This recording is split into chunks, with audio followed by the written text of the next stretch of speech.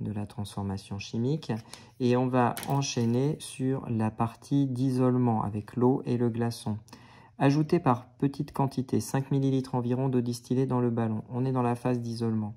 Après une dizaine de minutes de refroidissement, transvaser le contenu du ballon dans le bécher contenant l'eau glacée si rien ne se passe. Donc là, on est dans la finalisation, dans l'isolement. Préparer une filtration sous vide, aussi appelée filtration sur Büchner. On a fini de préparer l'étape d'isolement et on est en train de la concrétiser par cette filtration. Procéder à la filtration sous vide des cristaux d'aspirine. Nous y sommes encore. Prélever 5 ml environ d'eau distillée, on change de phase, d'étape. Dans le même élément de verrerie, ajouter sur l'eau 5 ml environ d'éthanol, verser ce mélange dans un bécher et ajouter les cristaux de mi-côté. Donc on a déjà des cristaux, mais qui ne sont pas assez purs, donc on va les mélanger à ce mélange d'eau et d'éthanol. Et on va mettre le bécher à chauffer jusqu'à dissolution complète des cristaux. On est donc toujours dans l'étape de purification. Après un bref refroidissement, ajouter 1 ou 2 glaçons à ce mélange. Si rien ne se passe, agiter le mélange.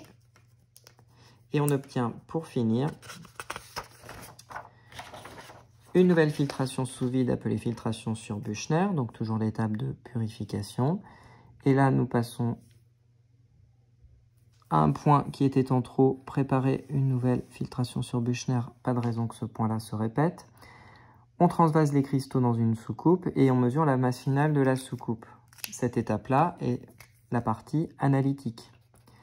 De la même façon, un bancofleur permet de mesurer la température de fusion d'une espèce chimique solide. Un bancofleur doit être étalonné, lire la température de fusion. Donc le bancofleur et la température de fusion font partie de l'étape d'analyse. Je reprends donc maintenant les questions à la question 7, puisque la question 6 a été intégralement traitée avec ce code couleur.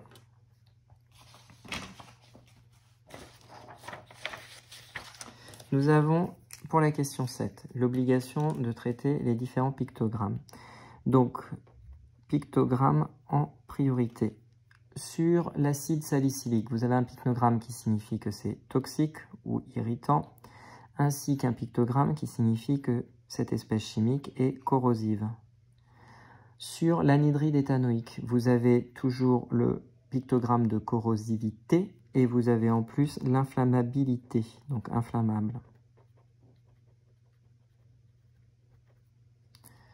Sur l'étiquette d'acide acétylsalicylique, on retrouve le pictogramme qui dit que cette espèce chimique est toxique ou alors irritante. Par conséquent, on a 3 pictogrammes différents pour ces espèces chimiques manipulées. Sur le pictogramme, donc pour les pictogrammes, c'est fait, pardon. Sur l'étiquette de l'acide salicylique, un certain nombre de phrases H sont mentionnées. Donc on a la phrase H302. Ça sera pour l'acide salicylique que je vais noter AS dans la suite du sujet. Donc H302 qui signifie nocif. Nous avons ensuite la phrase H318 qui signifie, elle, que l'espèce chimique peut provoquer de graves lésions des yeux, donc lésions yeux. Pour l'anhydride éthanoïque, AE accent aigu, pour la suite du sujet, H226. Nous avons donc la phrase H226 qui signifie que cette espèce chimique est inflammable. Nous avons la phrase H302 qui signifie que cette espèce chimique est nocive. H302 a déjà été manipulé. Ensuite, H314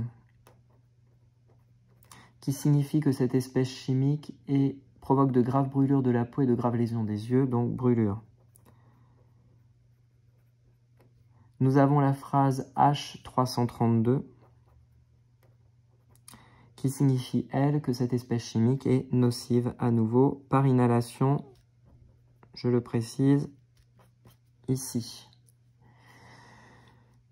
Il reste à faire l'acide acétylsalicylique, petit AA.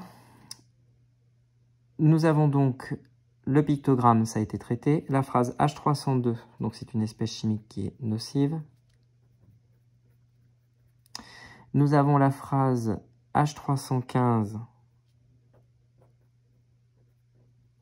Donc H315 qui signifie irritant.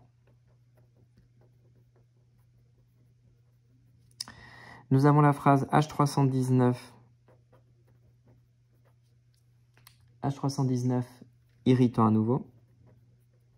Dans le premier cas, c'est pour la peau. Dans le deuxième cas, c'est pour les yeux. Et la phrase H335. Cette phrase H335 qui signifie donc irritant à nouveau, mais cette fois-ci pour les voies respiratoires. Les préconisations à proposer pour la manipulation de ces trois espèces chimiques sont donc les gants, les lunettes, la blouse, et manipuler sous hotte pour éviter donc toutes les irritations ou nocivités pour les voies respiratoires. Dans la sous-partie petit 2 réalisation de manipulation apparaissent deux quantités de matière initiale. Vérifiez qu'elles sont correctes. Je prends donc la partie 2 manipulation qui se trouve ici. Et j'ai une quantité de matière initiale d'anhydride éthanoïque qui vaut 5,2 fois 10 puissance moins 2 mol. On me demande de vérifier que cette grandeur est correcte. Ça sera la première grandeur que je vais utiliser ici. Alors, pour trouver la quantité de matière, on a une donnée qui est le volume initial d'anhydride éthanoïque et qui est donc égal à 5,0 ml. Il est alors assez simple de se rappeler que la masse initiale d'anhydride éthanoïque est égale à la masse volumique d'anhydride éthanoïque multipliée par le volume initial d'anhydride éthanoïque. Connaissant les étiquettes, si je ne me trompe pas, l'anhydride éthanoïque a une masse volumique de 1,08 kg par litre ou 1,08 g par millilitre. Multiplié donc par 5,0 fois 10 puissance, aucune puissance de 10 puisque j'ai mis en grammes par millilitre. Ce calcul est absolument inutile puisque on ne me demande pas cette valeur. Je prends alors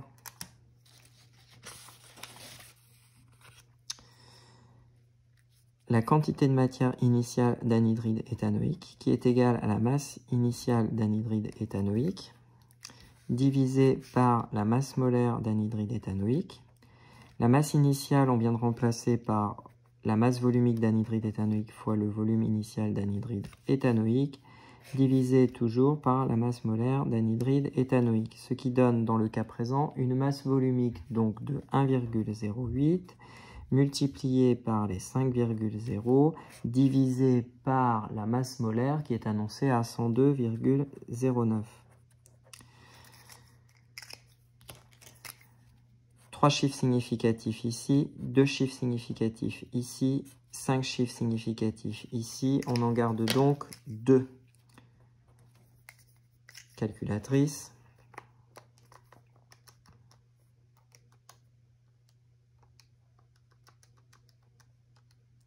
Et je trouve une valeur qui est égale à 0,053 mol.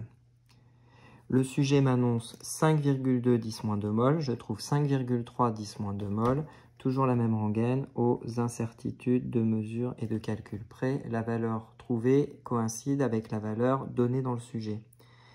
En ce qui concerne la deuxième quantité de matière, il est beaucoup plus simple de répondre puisque cette fois-ci on nous donne directement la masse initiale d'acide salicylique.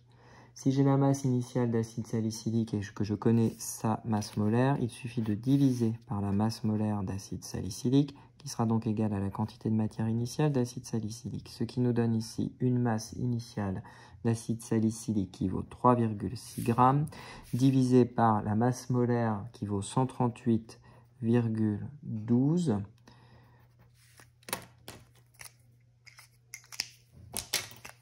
Deux chiffres significatifs. 5 chiffres significatifs, résultat qui compte donc 2 chiffres significatifs. 3,6 divisé par 138,12 et cela nous donne 2,5.